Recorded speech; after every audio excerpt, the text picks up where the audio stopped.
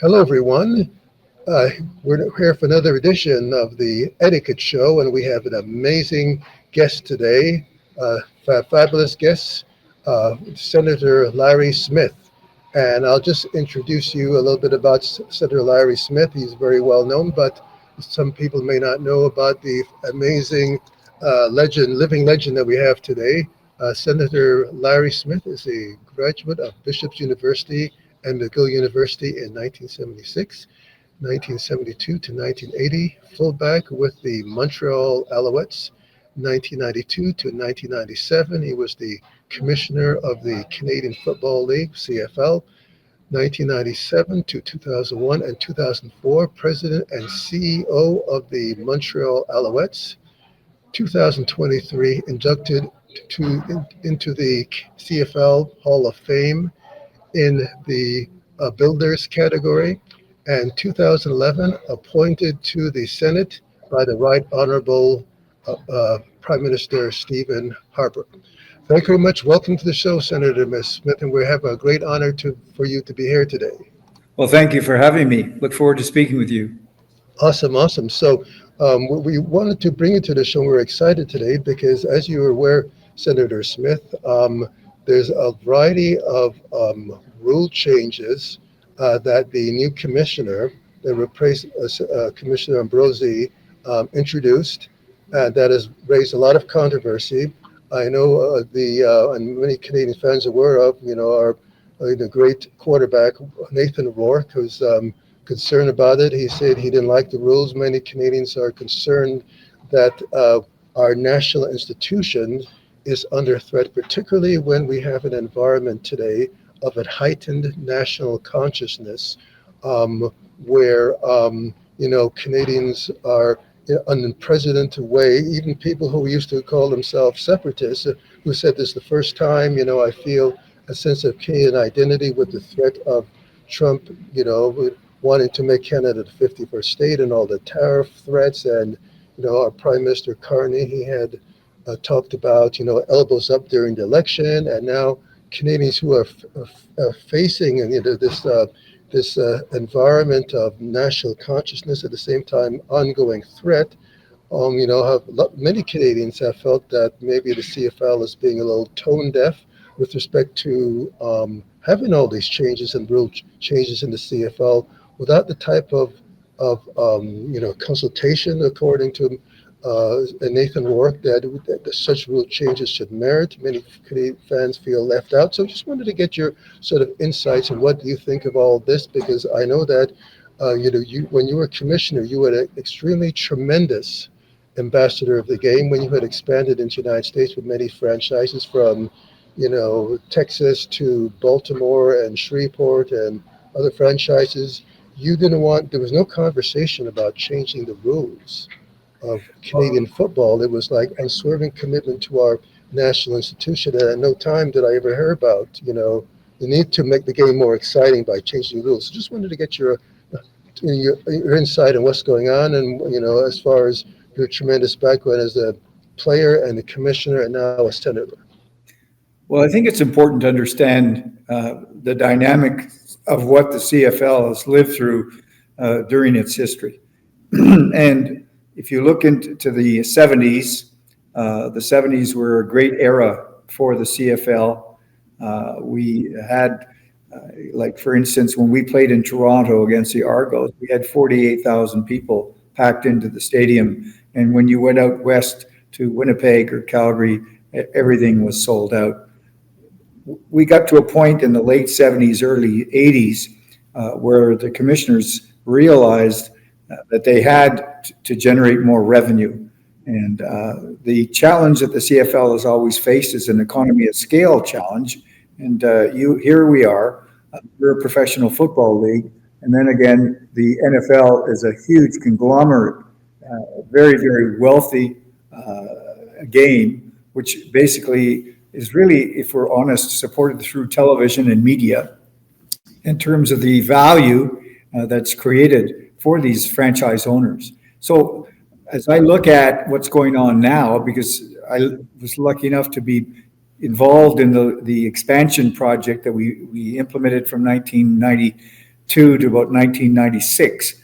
Why did we do that? Well, we did that for a reason. We were in financial difficulty in terms of some of the franchises were going, I'm not going to say going under, but they were not operating effectively and efficiently and profitably. And so the idea was if we could expand our league into the States and pick up 4 or 5 franchises and create more of a global, well, I say global, but more of a North American concept, then we would be able to continue on. The good news that came out of that expansion basically is that the knowledge of Canadian football, the rules, the way we played our game started to pick up on ESPN, because that was the first contract that I was lucky enough to negotiate with the support of our owners. It was ESPN1 and ESPN2. And suddenly we were on TV in the United States. And if you look at now where that has evolved to, is that television communications drives professional sports. And so if you look at the NHL and the success that they've had over the last 15 to 20 years, basically more franchises, but much more television revenue. And for us, the challenge has been we're a smaller player on a North American basis, and we don't have the number in Canada alone. We don't have the number of television sets that they do in the States. And it's as simple as this. If you have, 350, 400 million people, and you have, let's say, a minimum of 150 million television sets, where in Canada, we have a 40 million population. We probably have about 20 million television sets. It's basically scale. So if you look at the changes that the new commissioner is wanting to implement, you have to take into consideration is, I think, his motivation and the owner's motivation is to make sure we can continue to try to implement some rule changes that are not going to negatively impact our game. And so the question is, of the proposed changes for 2026 and 2027 moving forward, is there something that's going to be problematic? And you mentioned earlier in our discussion that you've had feedback from people. Nathan Work is vibrant in terms of his support of the CFL, but very worried about what the impact could be. And I understand that. But the fact is, we've lived through uncertainty with the CFL for at least 50 years. And now we're starting to we have better owners now, bigger owners, more affluent owners. And so we have the ownership. What we need to be able to do is develop more revenue. And so my sense is some of these rule changes would hopefully give us more openings for viewership, not only in the United States, but if this does get picked up internationally for the Canadian Football League. So the issue then becomes what rules are the ones that are going to be controversial. And when I look at it, moving the goalpost back to the end of the end zone, that is a great idea. And let me tell you why. Because I can remember even when I played, Sonny Wade was our quarterback, a great 3-time Grey Cup MVP. But he hit the goalpost 2 or 3 times over his tenure in 10 years with the Alouettes because the goalposts were right on the 1 yard line. And so here you had obstacle to really having a successful touchdown or successful action. So moving the goalpost back, in my mind, is not a negative. It would be like the NFL, but it would be not a negative. It wouldn't deter from our game. The other issue, of course, is if you start talking about the Rouge. Well, right now, if you kick the ball through the end zone and it rolls out, you're going to get a single point. But the fact of the matter is, from a purely analytical perspective, is that the best type of rule to have, where if you kick the ball through the end zone, you're going to get a single point? I would have to say that probably if you kick the ball into the end zone and someone tries to run it out like they would normally do, or concede, if you run it out and get out, you're out. If you run it out and get tackled, then the other team should get a single point. But it has to be specific. And I think the change in terms of lessening the amount of single points that are going to take place is a good idea.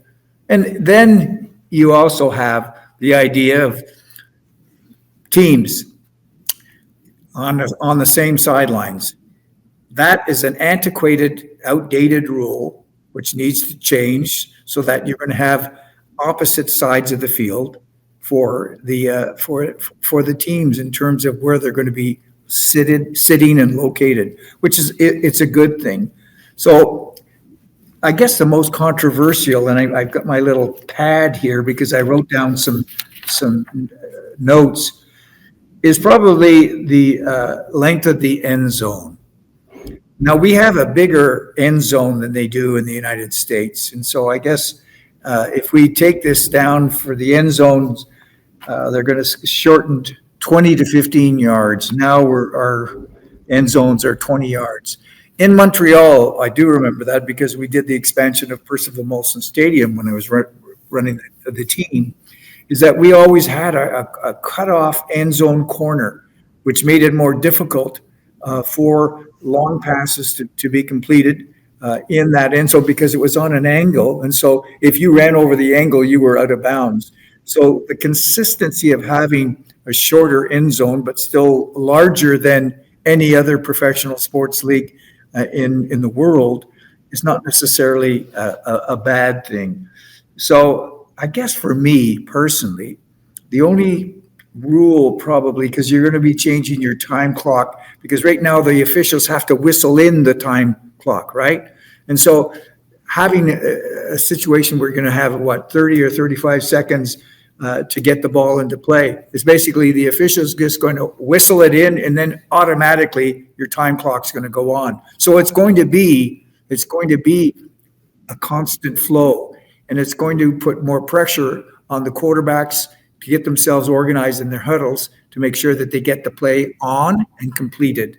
So the only thing that I think may be contentious is shortening the field from 110 yards to 100 yards, because that really is one of the key elements. And I remember when we did expansion, people say, "Commissioner, how come the field is 110 yards?" And I go, "Well, that's one of the unique elements of our game." So when you look at the rules, I think there'll be some consternation. I respect the input of players. And but at the same time, we need to move forward in modernizing the game and, honestly, attracting more sponsors and attracting more television viewers so that the revenue in the league can be increased. Because the salary base, I believe the salary base in the CFL, in terms of the salary cap, is somewhere around $6.5 million. Let's be frank. $6.5 million for some of the athletes is not a lot to be living on. And I think the owners would probably be in a better position with some of these rules changes than they would be in a better position economically, and the players would be potentially better position economically also. So these are serious things to consider. But I think when it washes out and everything goes through a process of time, I think there will be an adjustment that hopefully people will respect and we can move on. I'm a big supporter of the rules the way they were, but then again, it's great to say this is the way this is where we came from. But at the same time, just because it's where you came from doesn't mean where you're going to is going to be better. But let's put it this way, is if you're going to progress, you have to show some progression and then do your assignment in terms of evaluation and determine, has it been good? What are the things, if we need to do more tweaks, that have to be done to make our game more successful? This is about the success of the CFL. This isn't just about rule changes. This is about the success and future of the CFL. Well, definitely, Commissioner, thank you very much for those insights, and they are very reflective and thoughtful.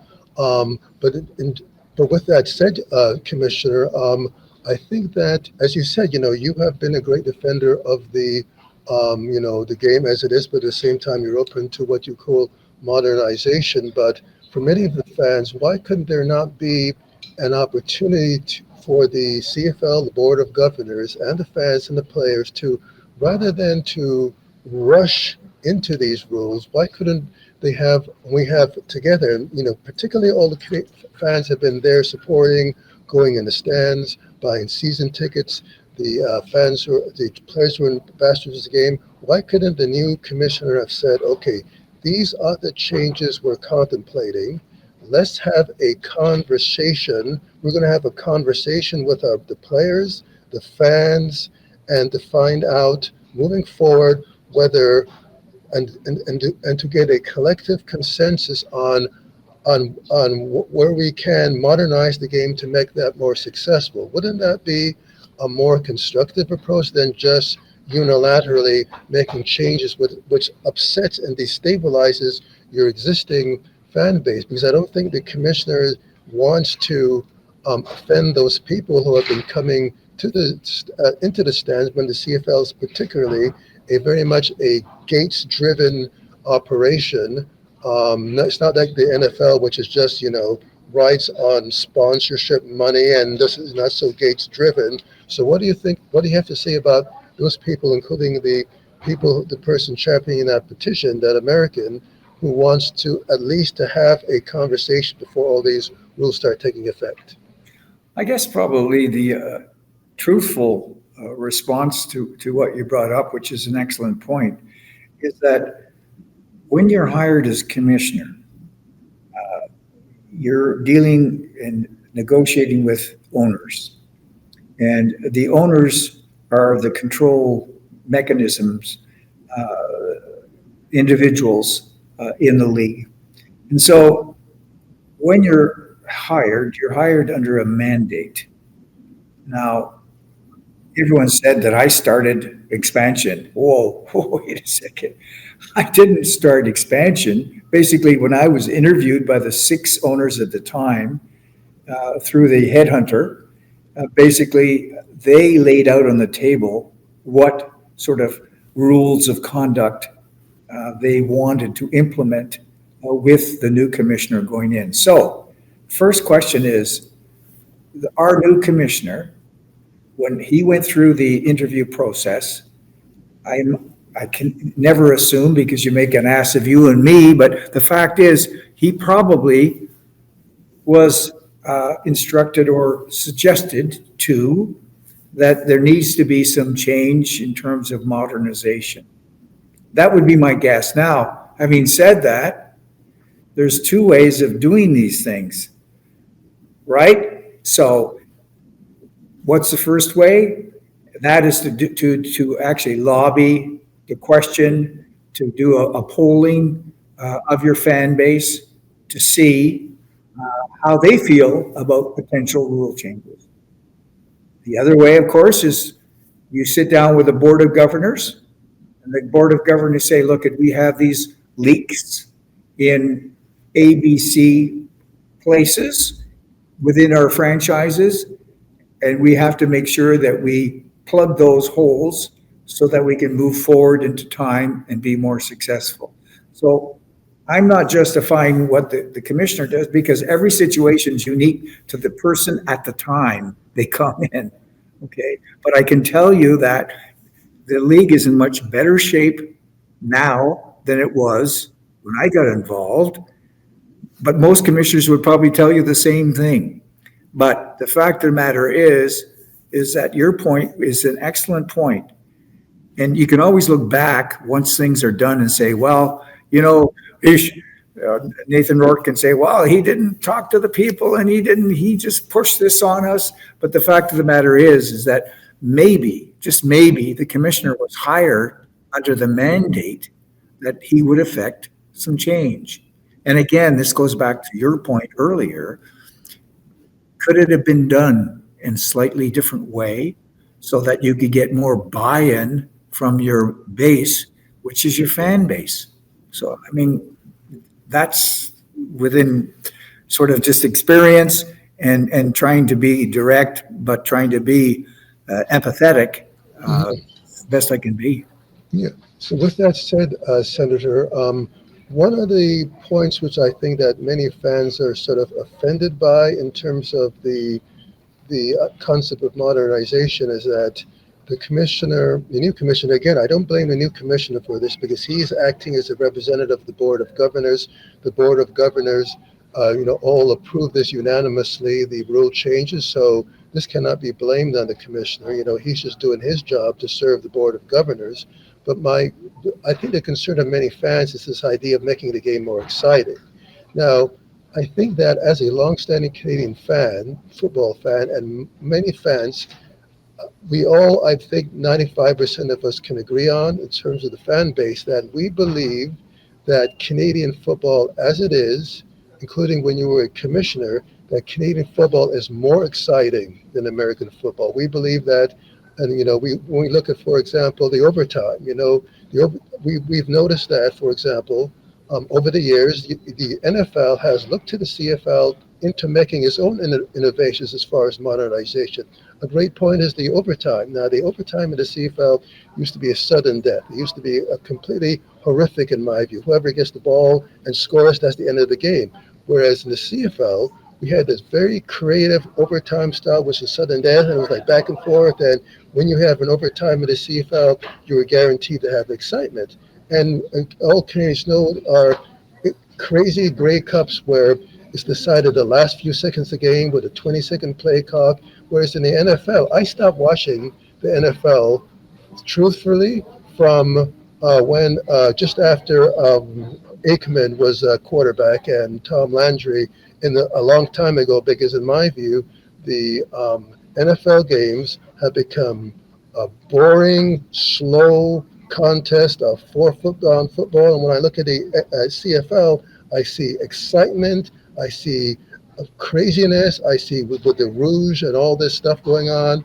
And that's why, Doug Flutie, for example, when he came here, back in the 1990s, was playing for the Argos, and American players have talked about this exciting game that attracts them. So the whole idea for many of us Canadian fans who are hearing this, oh, we're going to make the game more exciting. Well, we feel that the game is plenty exciting. We believe that Canadian football, is the most exciting professional league in the world.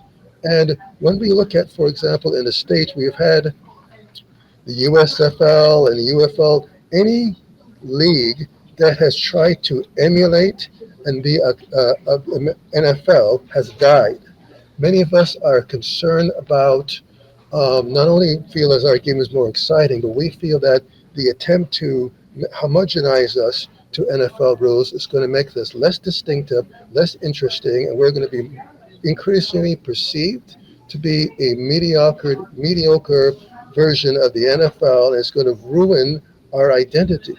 So we just are confused with this. We feel, many of us out there, that when the Board of Governors said they're trying to make our game exciting, and we feel that our game is extremely exciting, that's what draws us to it, we are just feel as if the Board of Governors is just not, we're just shocked that they're not seem to be appreciating the game like we do. Like, how can we have the Board of Governors is supposed to be embracing like, for example, when you go to the Major League Baseball, they are purists. There's something to be said about purity. There's something to be said about maintaining and conserving our traditions and not just simply changing them for modernization's sake.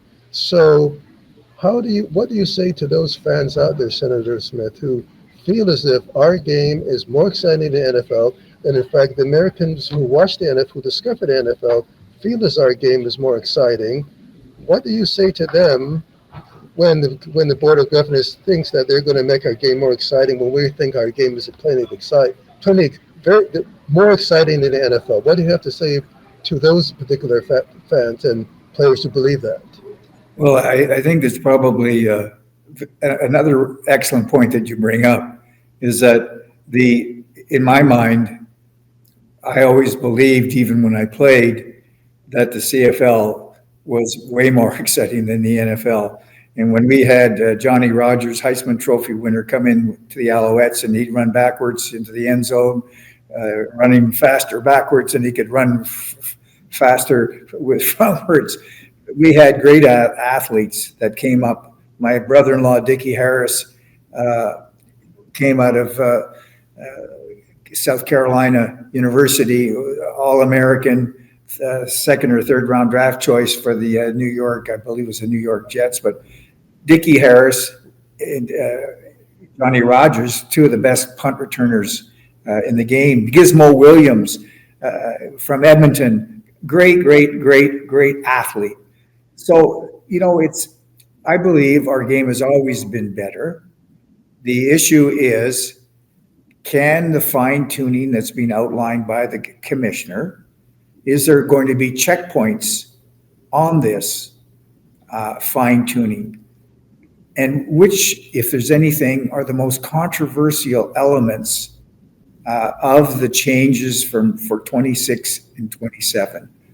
And to me, if I had to say my 2 cents worth, I would say that the going from 110 yards to 100 yards, it may not be a big change, but for fans who are pure CFL followers, maybe that's a type of change that could irritate the fans the most, especially our loyal fans. And we have a very, very loyal fan base. So, if we all had to do things over again, would we do them potentially a little different? Well, I can look back at my time as commissioner with the expansion. Could have been done a little differently? Well, yeah, but based on the circumstances at the time, we had to do what we had to do. And I'm very proud of the fact that we came through it. And at the end of it, Bob Wettenhall bought the Alouettes. David Braley bought the BC Lions and the Toronto Argonauts. And suddenly the Calgary folks set up a private business enterprise to run that franchise. Saskatchewan always had great public ownership. Winnipeg always had great public ownership. And suddenly you had Ottawa getting the three families out of Ottawa, the major three families who took over the franchise. So suddenly you go from a perspective of insecurity to a form of great ownership. And now you go to a situation where the league has progressed. We still have work to do in terms of revenue generation. There's absolutely no question about that. But of the rules that the commissioner has come up with basis the request from the board of directors, is there any fine tuning that can take place that will have just a positive or an effect that's not going to negate the good things that the CFL brings in terms of the game? There's some nuances here that you and I don't see because we're not behind the scenes. We're not at the desk of the commissioner. We're not at the desk of the owners. We don't know exactly the pressures that some of these owners are up against. And so, again, it sometimes becomes a moving target, but you hope, and I think this is the point that you brought up earlier, if we had to do it all over again, would there have been a different approach by the commissioner in terms of how the new potential changes were implemented or were going to be implemented? I mean, I don't know what I can say other than that. One thing I wanted to get your take on is you mentioned it, the Argos of the 1970s. I think that, and CFL in the 1970s, when I was watching a sort of an older, so to speak, film, it talked, it referred to, for example, Leo Cahill. He was a great, he was a coach. He was from Ohio State originally, a great ambassador to the game. There was stories, I don't know if they're legendary or if they're factual, but how he used to go down to the NFL with a big suitcase of money And that's how we got Theismann up here. That's how we got these star NFL players. And the Argos at that time in the 1970s were like movie stars, and the NFL was in fact became envious. For the 60s and the 70s was envious of the star power that the CFL was attracting. So based upon sort of my sort of understanding and of the excitement of and the potential based upon how much excitement the CFL was able to draw, and you talk about a full stadium of 48,000, with Canadian rules.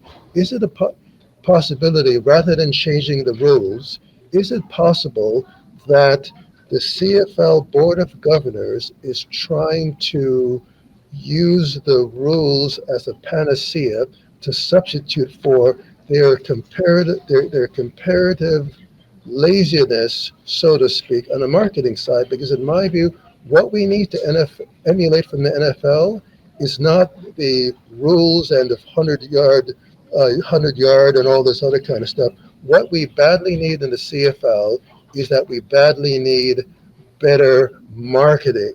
The NFL we need to start having not NFL rules in my view, but better NFL marketing. For example, Senator, one of the things which is fascinating, for example, is that when the Argos was going on a couple of years ago, its undefeated run, you would be shocked to find out how difficult it was for me to find Argos T-shirts, to find Argos merchandise. I had to look. The only place I could find Argo T-shirt at the time when it was in its big run was that I had to go to a Canadian Tire beside near Eaton Center, and there was like one or two Argo shirts there, and the rest were Blue Jays and all sorts of American and other sports team, and one single Argo shirt.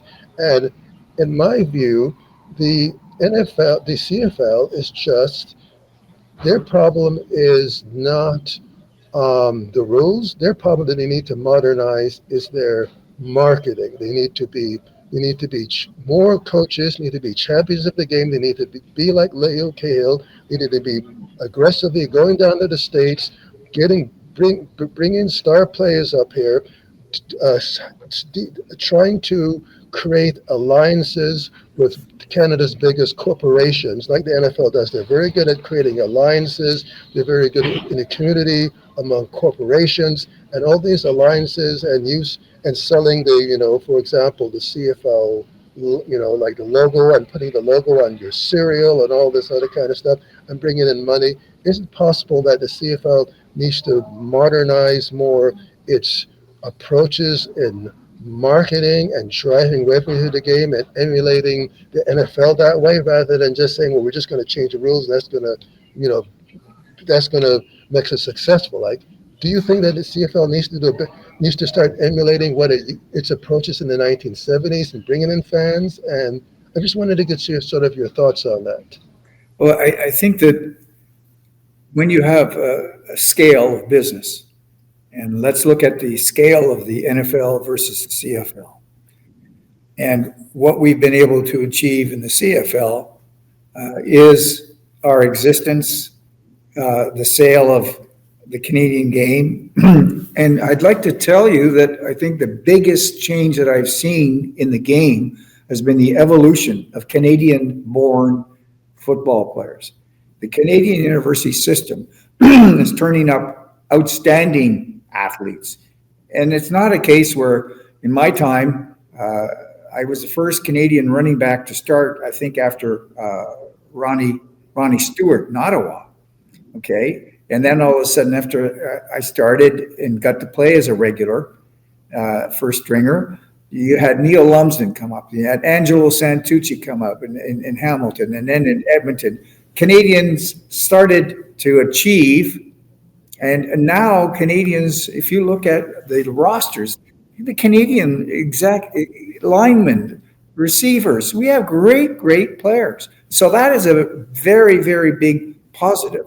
I have to say that this year, from a marketing perspective between games, I find the CFL has done an excellent job of doing marketing of the product. Before, it was the same ads ran from the start of the season to the end of the season. And by the end of the season, you had fatigue as a fan because you're saying, oh, crap, the ads haven't changed. But they're doing much more differentiation with their ads. That's a positive step. The challenge you always face with a smaller business, and I always caution people, is that you have economies of scale, and what you're trying to do is you're trying to build up your economy to a higher level so that you can have a higher level of acceptability by the public and, of course, by the corporate community. I have to say, if we go out to Saskatchewan and we see the number of green Saskatchewan Roughriders paraphernalia in their stadiums, my understanding is, and it could be outdated, that the Saskatchewan Roughriders, I think, are very close to selling as much merchandise as the Toronto Maple Leafs, and I believe the Toronto Maple Leafs are number one in Canada. So here you have a situation with a smaller regional market like Saskatchewan. Suddenly, when you're selling T-shirts, hats, and you're selling out your product. So the challenge, I believe, is individual marketing by the individual franchises. We've gone and improved our marketing on a national scope, and that has to continue to take place in terms of how we promote, especially media promotion of the CFL. Now it comes down to each individual franchise. How do you maximize your revenue generation activities so that not only do you have a successful product on the field, but you've got a successful product in the financial element of what you're trying to operate. So these are points that, the average fan may not necessarily. Now you're more than an average fan. You're somebody who's followed this on a regular basis, which I always respect. But all I always say to people is you have to understand the situation at the time things occurred. I would think that in this case, I understand how Nathan Rourke can get excited about rule changes. I want our rules to be Canadian, okay? But having said that, if there's a way that by tweaking a couple of these rules that we're not bastardizing our product and we're keeping the same unique elements of our product, and at the same time, we're getting more great Canadian players and we're getting the American players that come up. Do you know that of the American players on Canadian football rosters, the vast majority come from Division I schools? What that means is there's Division I, Division II, Division III. There's all sorts of divisions in the States. But your top athletes in the CFL who are American are coming from the bigger programs, which is, to me, a signal of the success of the CFL. And now with the evolution of young Canadian players, we have great athletes who are Canadian. And so what we've done is move the league forward. The issue is from a financial perspective, because of our market size, how do we increase our revenues on a realistic basis so that we can continue to be viable, but at the same time, front and center with our fan base? Yeah. Yes, they're definitely very thoughtful, and thank you very much for your insights, Senator Smith.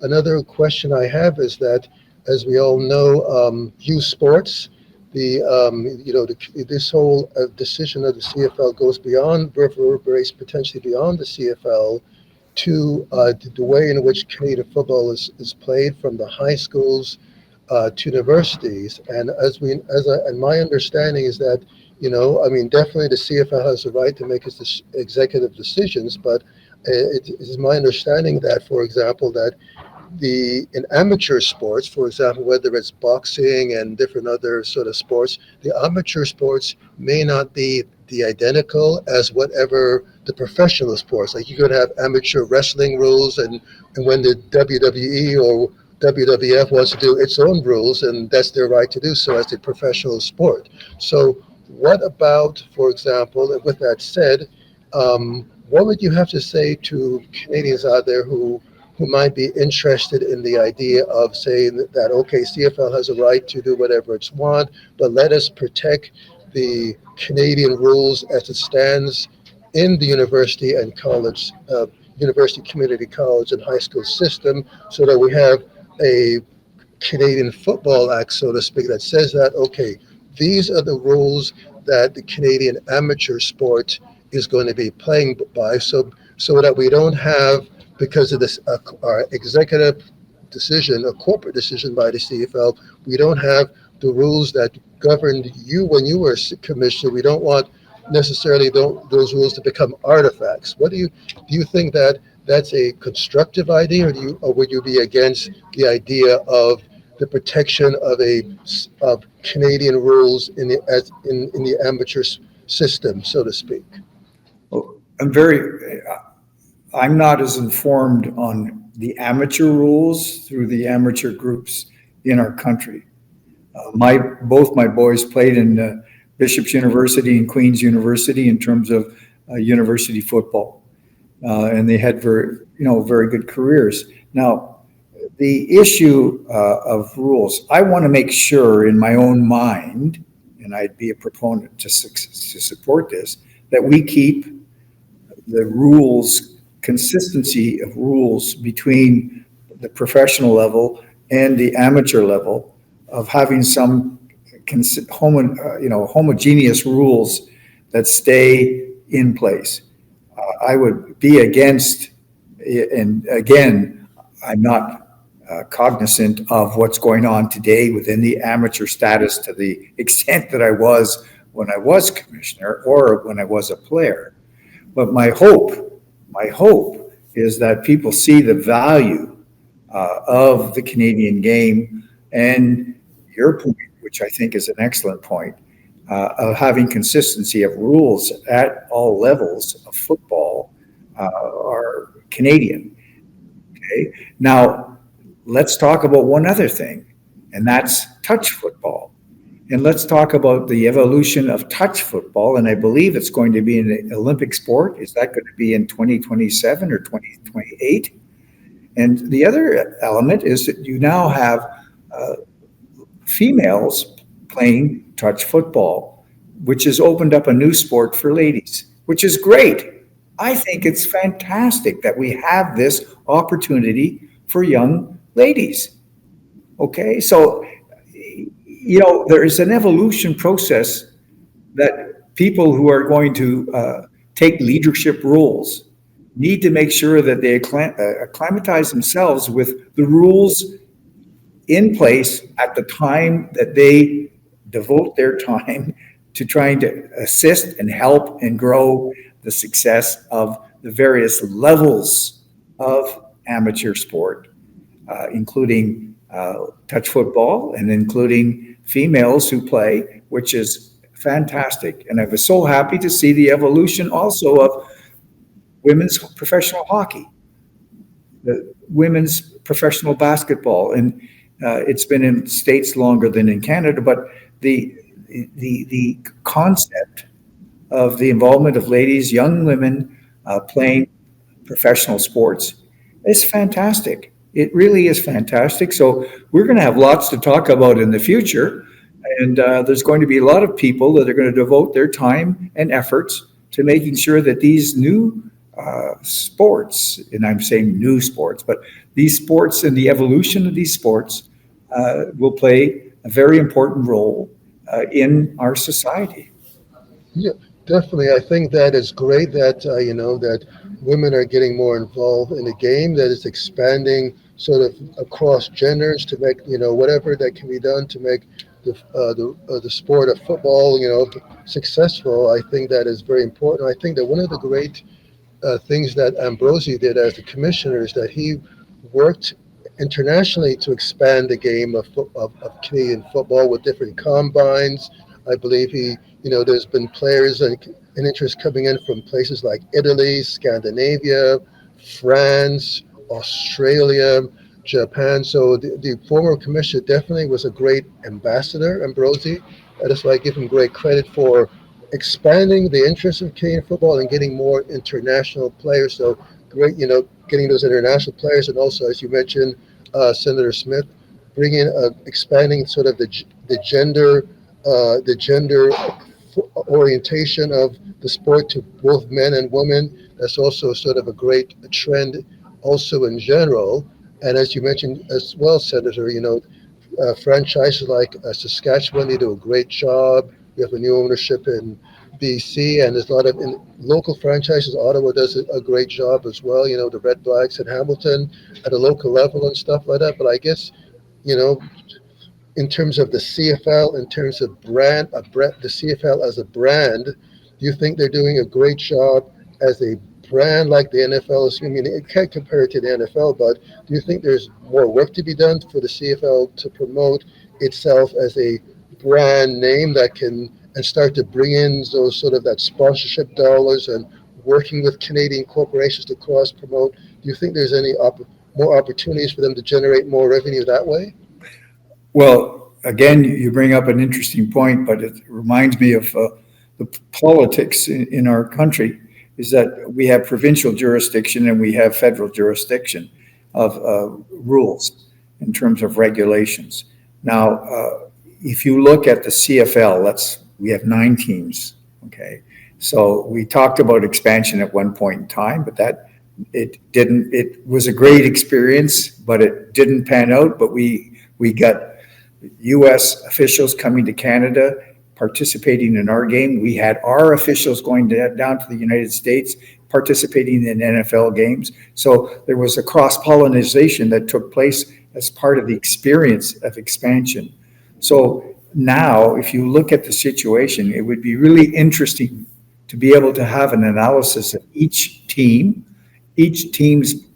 performance, from a financial performance and from a measurement performance of 4 or 5 factors that talk about marketing, that talk about connection to the community, that talk about helping the community in terms of developing young players, whether they're female for touch football or whether they're male for evolution into the CFL.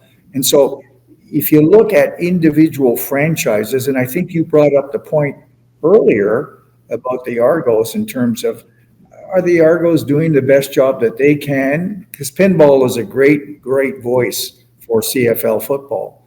But at the same time, does he have the resources to be able to really get in the marketplace and compete? Because you're in the biggest market. Everyone's talking about baseball now, and the Blue Jays are going, they're on to the next series. That's fantastic. And I watched all the games, and I'm not a big baseball fan, but it was exciting to see. But in the CFL, it's so important that you have the local leadership, local resources, and of course you have big resources behind the Argos right now. But at the same time, what is the priority of the ownership and the Argos versus the other professional sports team that ownership owns? So that's another question that you and I can talk about on another day, but it all depends on who you have in the box as your president, as your general manager, as the people who own the club and the resources they're willing to put in to the franchise. And that, again, is another discussion that we would probably have to have on another day. Well, yes, well, definitely, Senator Smith, you bring up a great point, and I think that some fans, because I've been involved, and sort of observing sort of the fan chatter, and my understanding is that the MLSC, they own both the Raptors and the Argos. So it's like if they own both the Raptors and the Argos, and the Raptors have become a household name, why aren't they taking steps to cross promote it? I think that most Raptors fans may not even have heard about the Argos. So why isn't that sort of within the ownership itself? Why isn't that sort of cross marketing taking place with a successful franchise they already have? To me, this is why it gets sort of confusing with the approach of marketing. Like, that doesn't make any sense in my view. Like, if you have a success, why wouldn't you leverage the Raptors and make everybody who in your Raptors fan base and put the Argo logo and the Raptors logo and try to cross promote the tickets? And I don't understand what's going on there. It just confuses me. Well, you bring up a very interesting point, and again, it's something that the ownership of the Argos, the Raptors, etc. That ownership obviously has reviews on a yearly basis, probably on a monthly basis, and these questions are the type of questions that someone hopefully is asking, because the Argos are in the biggest market in our country, and it's very important that there is a successful team. You can't have 10,000 people in the box going to football games in the CFL. You've got to have, you're sold out in Saskatchewan, you're pretty well sold out in Calgary. You're now starting to come back in Edmonton because they've gone through a tough situation. Of course, they lost their new owner, but his wife is going to continue on. So you have great franchises in Winnipeg and Hamilton. Bob Young has done a great job. But each of these businesses has to make sure they understand where they fit into the puzzle and how they can maximize their own situation. It's not an easy job to do this because you've got to be front and center when you're in the entertainment business. And I say that tactfully because it is sports entertainment. You've got to be out there and you have to make sure that people believe your messaging and believe in your product and believe that you are giving them or providing them with the opportunity of having an enjoyable experience. And I was very lucky to be with a great owner, Bob Wittenhall, and Bob gave me the freedom to do what I needed to do based on what we agreed upon. And we had Jim Pop, and we had Mark Trestman, we had great coaches for the thing, and we had great teams. But it's all a function of how you put these things together, how you check how you're doing, the feedback that you get from the fan base, and how you are believed by the fan base as being credible or not. And we were very successful. We were very credible. And now the Alouettes are doing better, but they've had to come from the ashes of a past after 210, 211. Basically, the club disintegrated. Now they fought back. But there's a story behind each franchise in the CFL. And it's a story that's unique to each franchise. And so you look at the total picture, but then you have to look at the components, which are each of these franchises.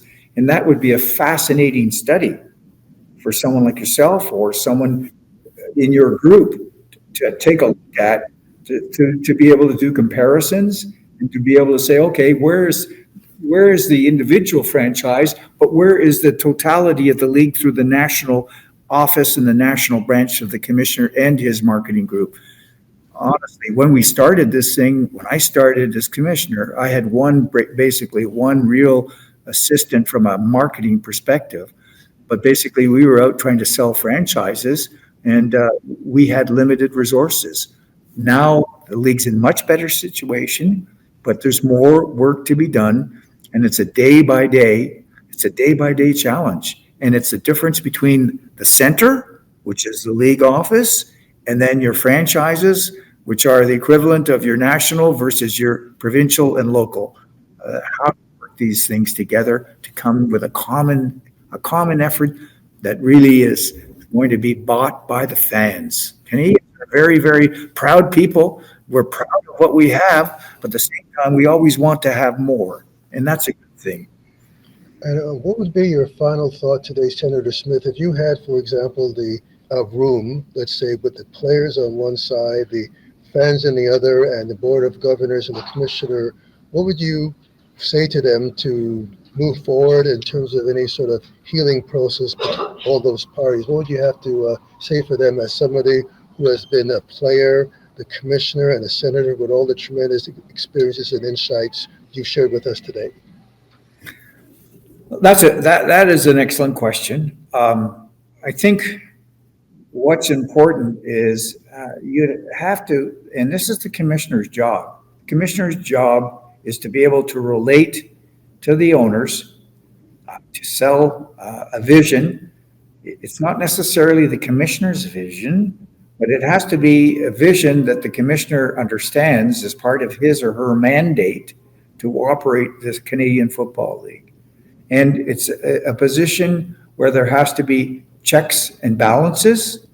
And basically, if you look at this new initiative, I think we need to give it time. But at the same time, we need to be cognizant of being fiercely pro-Canada, fiercely pro-CFL, and making sure that we do not make a move that's going to jeopardize what we've tried to build over time. And in the last 15 years, honestly, last 15 to 20 years, there's been a resurgence that started, and that started when Bob Whittenhall bought the Alouettes, and our friend David Braley took over BC and Toronto, and then the evolution of Calgary, and of course, the community-owned teams who were very strong, and then the big family in Ottawa, the big three families taking over the Ottawa franchises. We need to maintain the stability of our ownership base. And around that, the commissioner has to have the advantage or opportunities of building the brand. But don't ever forget the one important thing. Each team has to sell its own wares, which is the product and all of these things associated with the product, to the local fan base. And this is where your national program comes in balance with your regional program. And this is why it's important to do sondage, which is testing these rule changes and how they're going to be implemented and how they're going to be marketed, because they need to be marketed for those fans who are going to question, why are we doing this? Awesome. So thank you very much, Senator Smith. It was a great, tremendous honor for you being there, sharing your wonderful insights, and I hope your comments will be heard by many, many CFL fans, ambassadors of the games, the Board of Governors, so that we can move forward and continue to build the Canadian game that we all love. So thank you very much, Senator Smith, today. Well, thank you for having me on. It's been a pleasure. Okay, thank you very much.